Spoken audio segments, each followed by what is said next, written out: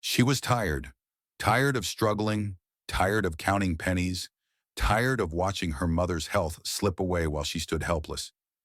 Life had never been kind to Sarah. She wasn't born with a silver spoon. She wasn't even born with a spoon at all. While other girls dreamt of love, she dreamt of survival. And then fate threw her a golden ticket. A millionaire, wealthy beyond imagination, but cursed with an illness that left him with little time. A man who, for reasons she didn't bother questioning, needed a wife. No love required, just a ring and a vow. And in return, security, comfort, a life she could never have dared to wish for. Some might call it heartless, a gold digger's move. But was it, really? Wasn't it just strategy? A way to play the game of life with the cards she was dealt? After all, it wasn't her fault that love and money didn't always come in the same package. And if the package in this case happened to be a sick, lonely millionaire, well, who was she to say no to fate's little twist of irony? So with a dazzling smile and a heart locked behind iron gates, Sarah stepped into a world of luxury. But what she didn't know, what she could have never predicted, was that fate wasn't done playing games with her just yet. The wedding was nothing short of a fairy tale, at least on the surface. Silk drapes, golden chandeliers, a dress so expensive it could feed an entire village for a year. But beneath the glittering facade, beneath the flawless makeup and the rehearsed smiles, Sarah knew the truth. This wasn't love. This wasn't destiny. This was a deal, a cold, calculated exchange, and she was officially a married woman. Mrs. Sarah Al-Fayed, the wife of Adam Al-Fayed, the man who owned skyscrapers, yachts, and companies worth billions. A man who had the world at his feet but barely had time left to walk on it. As she stepped into their sprawling mansion, a palace so vast she could get lost in it, Sarah felt a shiver run down her spine. Was it fear, guilt, or just the overwhelming realization that she had sold her soul for a contract disguised as a wedding vow? Adam was waiting for her in the grand bedroom, seated in an armchair by the window. His sharp, intelligent eyes studied her, his expression unreadable. He wasn't an old man. Not at all. In fact, he was dangerously handsome, the kind of man who could make women weak in the knees. But illness had left its mark. His face was pale, his body leaner than it should be. A lion who had once ruled the jungle, now caged by time and fate.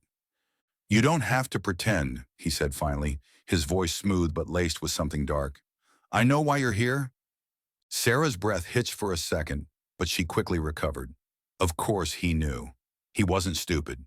He had seen women like her before, hungry, desperate, willing to trade their freedom for security. So she did what any smart woman would do. She smiled. "Good," she said, stepping closer, her heels clicking against the marble floor. "That makes things easier, doesn't it?" Adam let out a low chuckle, shaking his head. "You're bold." "I'm practical." She tilted her head, watching him carefully. "Isn't that why you chose me?" Silence stretched between them, a game of unspoken truths, of carefully placed words. She expected him to test her, maybe even humiliate her. She had braced herself for disgust, for coldness, for a man who would treat her like a beautiful but soulless object he had purchased. But instead, he simply stood up, walked past her, and stopped at the door. "You'll have your own room," he said. "Sleep wherever you like. Just remember one thing." He turned slightly, just enough for her to see the smirk playing at the corner of his lips. "You're my wife in name only." And with that, he left. Sarah let out a breath she didn't realize she had been holding. Well, well, this was going to be interesting. The days that followed were strange. There was no honeymoon, no romance, no forced intimacy. In fact, Adam barely spoke to her. He was polite, distant, and impossibly composed. He spent most of his time in his study, reading, working, staring out at the endless view of the city skyline. Meanwhile, Sarah explored her new reality. The mansion was hers to roam, the staff obeyed her every command, and her bank account, oh, her bank account, was fuller than she had ever dreamed. She could buy anything. Anything. But why then did she feel so Restless? Because for the first time in her life, she had everything, except freedom. This wasn't a marriage. It was a contract with invisible chains. And Adam? Adam was a puzzle she couldn't solve. He didn't act like a man who was dying. There were no groans of pain, no constant doctor visits, no visible suffering. He was just distant, almost as if he were watching, waiting. One evening, frustration got the best of her. She stormed into his study, where he sat with a glass of whiskey and an old book in his hands. "Are you really sick?" she blurted out before she could stop herself. Adam raised an eyebrow, amused. "Are you really concerned?" Sarah folded her arms. "I think I have the right to know. After all, I married you under the assumption that I'd be dead soon." He took a sip of his drink, his gaze never leaving hers. "Would that make things easier for you?" Her cheeks burned. "I didn't mean—" "Yes, you did." He leaned forward, his voice dropping to a low murmur. "You came here expecting a dying man, a weak man, one who wouldn't have the time or strength to make your life difficult." She swallowed hard. He wasn't wrong. "But I have bad news for you, sweetheart." He smirked, a devilish glint in his eyes. "I'm not as weak as you think." Sarah's pulse quickened. Was this a warning, a challenge, or something far more dangerous? Adam leaned back, watching her. "Tell me something, Sarah. What's your plan? Stay until I take my last breath, then walk away with your fortune? Or are you hoping to speed up the process?" Her lips parted in shock. "You think I don't think," he cut her off, his voice cool as ice. "I know what desperation does to people. And you're a survivor. You'll do whatever it takes to win." Sarah clenched her fists, hating how easily he could read her. "Then maybe you should be careful, Mr. Al-Fayed. Wouldn't want to give your poor wife any ideas." For a second, just a second, something flickered in his eyes. Amusement? Interest? Then just as quickly, it was gone. "You're free to leave anytime," he said. "But I doubt you will." And damn it, he was right. Because despite everything, despite the coldness and the unspoken battles between them, she wasn't ready to walk away. Not yet. And maybe, just maybe, neither was he. Sarah had always believed in luck, the kind that lifted some to the top and crushed others beneath its weight. But this was something else. A twist of fate so absurd, so impossible, that if someone had told her a few months ago that she would end up here, she would have laughed in their face. Because this wasn't supposed to happen. Adam Al-Fayed was supposed to be dying, terminal, hanging by a thread. And yet here he was, standing in front of her, alive, stronger, healthier than before. Sarah sat frozen in the doctor's office, her fingers gripping the edges of her designer handbag as Adam exchanged words with his physician. She could hear the words, "Unbelievable progress, a complete turnaround, no longer critical," but none of it felt real. She had prepared for everything, the quiet, patient wife act, the grieving widow storyline, the inevitable inheritance.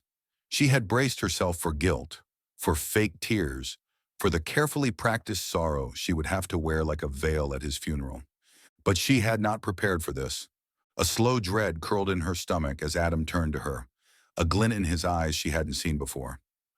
"Well," he said smoothly, slipping his watch back onto his wrist, "looks like I'm going to be around for a while."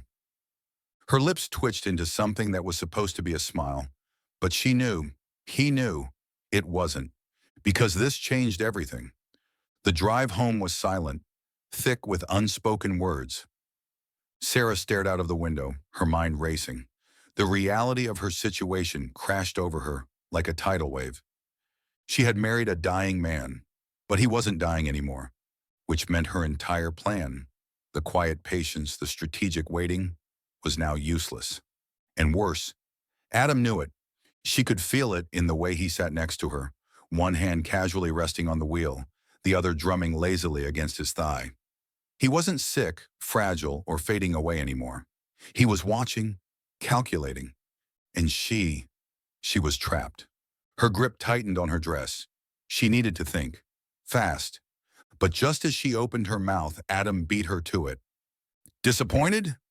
Her head snapped toward him. What?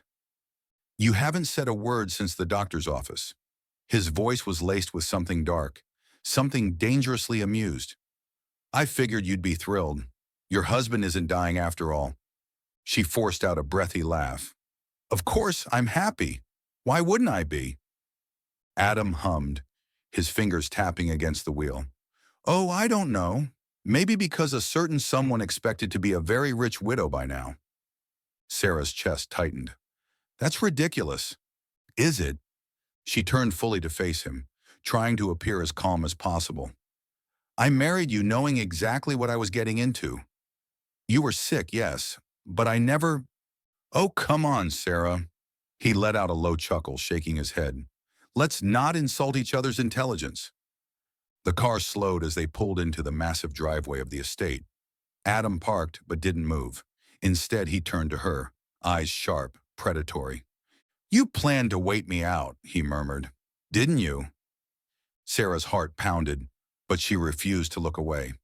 She had played the game long enough to know one thing. You never show fear. So she tilted her head, letting a slow, taunting smile curl her lips. Would it have been so bad?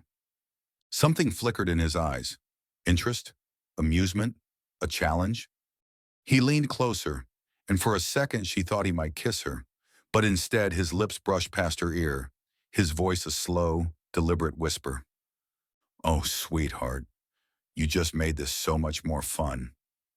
Then without another word he pulled away, stepped out of the car and walked inside, leaving her breathless, shaken, and with one undeniable truth. The game had changed, and this time Adam Al-Fayed was playing to win.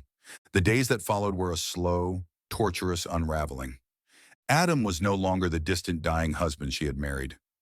No, this Adam was different, sharper, smarter, stronger. And worst of all, he was enjoying himself. He would watch her, his gaze lingering just a second too long, his smirks coming a little too easily. He made comments, subtle but pointed. One evening as she walked past his study, he called out to her without looking up from his book. Still here? Sarah stopped. Excuse me. I just assumed, now that I'm not, on my deathbed, you'd be packing your bags. Her jaw clenched. I'm not leaving. He turned a page. No? No, she bit out, crossing her arms. We're married. Right. His voice was dripping with mockery. A real love story for the ages. Sarah forced herself to breathe. This was what he wanted. To push her. To see if she would break. Well, not today. Instead, she walked toward him. Slowly, deliberately. She leaned against his desk, just close enough to make his eyes flicker to her. Let me guess, she murmured. You think I'm going to run? That I'll take a settlement and disappear? He closed the book, his gaze locking onto hers. Aren't you? She smiled. Not a chance. Adam tilted his head, studying her. And why's that? Sarah reached out, traced a finger along the edge of his desk. Then with the sweetest, most innocent voice she could muster, she whispered, Because, darling, I haven't won yet. Silence, then slowly, so very slowly, a smirk spread across his lips. He leaned back, nodding as if impressed. Now this is going to be fun. And just like that, the game officially began. It started small, a dance of power. Adam would test her, cutting remarks, little challenges, subtle traps to see if she would flinch. Sarah, of course, never did. Instead, she played along. If he left an expensive necklace on her vanity, watching to see if she'd take it, she'd leave it there for days, untouched, just to annoy him. If he invited guests over and made some offhand joke about how she was adjusting to being his wife, she'd laugh and lean into his side like the devoted bride she wasn't. If he backed her into a corner, she'd push right back. And with every move, every counter, the tension between them thickened, charged, electric, something neither of them wanted to name. Because underneath the games, the taunts, the sharp-edged banter, something else was brewing, something dangerous, something neither of them had planned for. Sarah had married a dying man for his money. Adam had married a woman he knew didn't love him. But now they were two players trapped in a game neither could afford to lose. And the most dangerous part? Neither of them wanted to stop playing. Sarah had always known that playing with fire was dangerous. But what no one ever warned her about was what happened when the fire started playing back. Because this was no longer a game of patience, no longer about waiting for fate to take its course. Now it was about survival. And Adam Al-Fayed? Oh, he was enjoying this far too much. It started subtly, little things. A lingering gaze across the dining table, a smirk that stretched a little too long, a passing touch that should have been nothing, but wasn't. Adam was testing her, pushing her, like a predator toying with its prey, except the prey had claws, and Sarah, she refused to lose.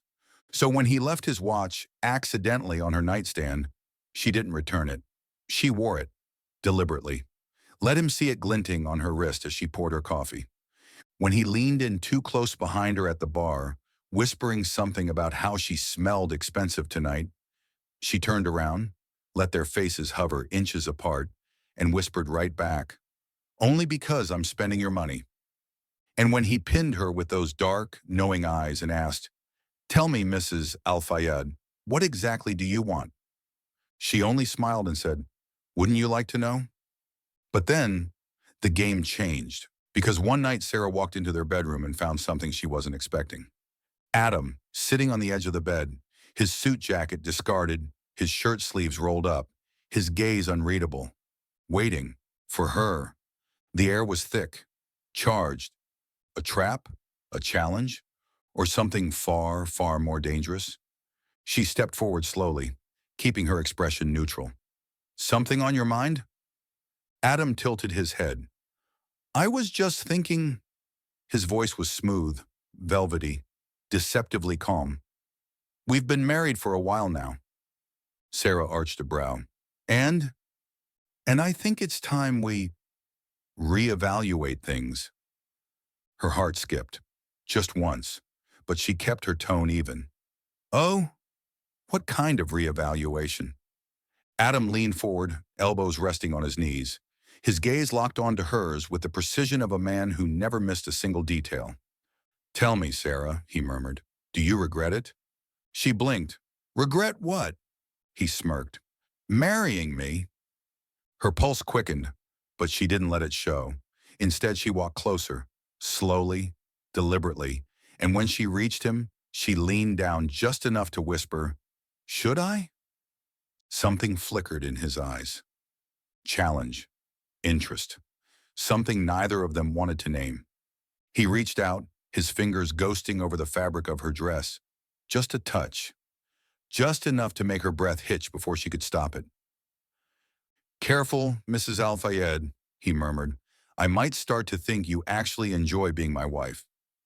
She swallowed. Then with the sweetest, most taunting smile she could muster, she leaned in closer, so close their lips almost touched, and whispered back, "Only when it benefits me." His low chuckle sent a shiver down her spine. "Oh, sweetheart," he murmured, voice like silk and sin. "You have no idea what you've just started." And in that moment, Sarah knew. The game wasn't just changing anymore. It was about to explode. Sarah had spent her whole life thinking she understood power. She had seen it in the way rich men commanded rooms, how they spoke in half sentences, and still got exactly what they wanted. She had seen it in the way women wielded their beauty like a weapon, carefully, strategically, with just enough softness to make a man think he was in control. But this was something else. Because power wasn't just about money. It wasn't about status. Power was him, Adam Al-Fayed. And right now, he was looking at her like he already knew exactly how this was going to end.